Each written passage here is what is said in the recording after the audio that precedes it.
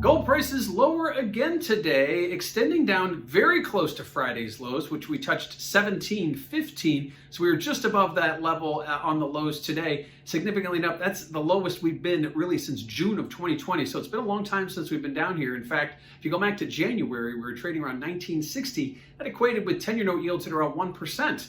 Well, today at 17.15, 10-year note yields are at 1.4%. So a lot of that selling of gold may be transferring into interest-bearing accounts like that have higher yields. Obviously, gold does not pay a yield. So some of that luster being taken away from the gold market, despite the fact that the Fed remains at zero, despite the fact that there's more stimulus coming from the federal government, the attractiveness of yielding instruments is obviously what's taking away from some of the buying of gold at this point.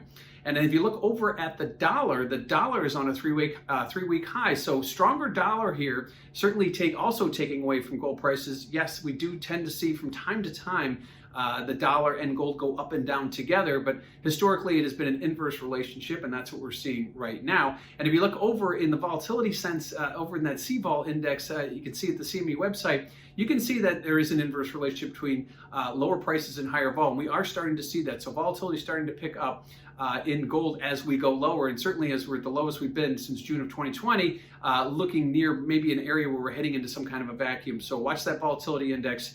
That'll give you a good indication if there's any fear being priced into lower gold prices.